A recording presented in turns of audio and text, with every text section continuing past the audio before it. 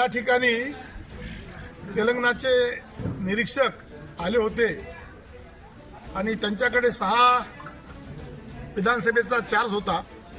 आम्ही आमची स्पष्टपणाने बाजू मांडली की साधारणतः 3 तारखेपासून ते 6-7 तारखेपर्यंत आचारसंहिता लागणार आहे आणि 10 तारखेपर्यंत उमेदवारी डिक्लेअर होणार आहेत.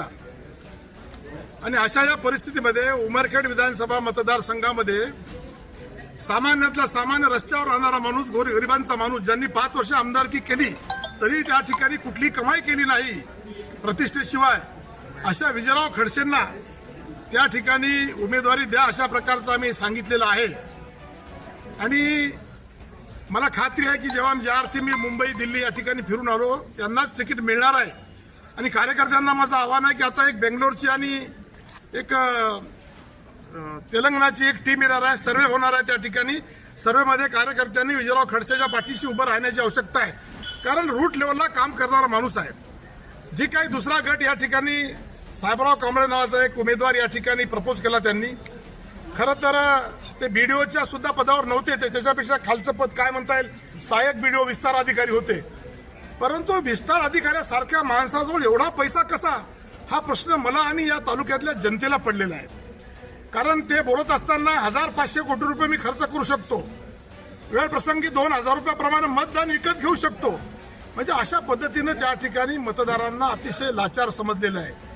आणि अशा माणसाला मला असं वाटतं की उमेदवारी पक्षश्रेष्ठी देणार नाही. काय काम आहे, कुठला निकष आहे त्यांचा, त्याने कामच काय केलं त्यांनी? काय काँग्रेस पक्षामध्ये अरे वर्षभरापूर्वी काय एखादे बोर्ड लावले म्हणजे होऊ शकते का? काय आमच्या तालुक्यामध्ये मतदारसंघामध्ये उमरखेड महागावमध्ये कोणी एकही माईचा लाल निघाला नाही का? हा, कितीतरी लोक आहेत. अरे खूप लोक आहेत. आमचे मिलिंद धुळे आहेत, आमचे जिल्हा परिषदचे सदस्य, आमचे रामरावजी गायकवाड आहेत, अंबादास धुळे असतील, सदाशिव वाठोरे असतील, प्रज्ञानंद खडसे आहेत, विजयराव खडसे आहेत. आणि एकाच एक ते सांगतात की 2दा पडले. अरे पाठीमागच्या वेळेस काँग्रेस महाराष्ट्रातच त्या कुठं होती, जिल्ह्यातले सगळे नेते पडले 2दा. म्हणजे काय घरी बसवता का त्यांना तुम्ही? अशोकराव चव्हाण 2दा पडले त्या ठिकाणी. माझं असं मत आहे की आजच्या तारखेमध्ये आजची परिस्थिती आहे, गोरगरिबांचा माणूस आमदार असताना सुद्धा त्या ठिकाणी कुठं बदनाम झाला नाही, काही कोट्यवधी रुपये छापले नाही, 5-50 कोटीचं घर बांधलं नाही. अशा एका गरीबाचा खरं तर त्या ठिकाणी काँग्रेसने विचार करायला पाहिजे आणि विजयराव खडसेंना तिकीट द्यायला पाहिजे. विजयराव खडसे 1001% निवडून येतात. जर चुकून या ठिकाणी पैशाच्या प्रभावाखाली स्थानिक लोकांनी त्या ठिकाणी त्यांचं नाव प्रपोज केलं, बाहेरचा माणूस जर त्या ठिकाणी आणला, सीट निघत नाही, सीट पडते. कुठल्याही परिस्थितीत तो माणूस येत नाही. फक्त त्याच्या पैशावर काही लोकांनी त्या ठिकाणी मौज मजा करणं सुरू आहे. काही लोक त्यांच्या प्रभावाखाली आहेत, फार मोठा व्यवहार आहे ते. काही लोक जे त्याला प्रपोज करतात एक फार मोठा व्यवहार आहे आणि त्याच्या पैशाच्या बरोबर सगळं चालू आहे.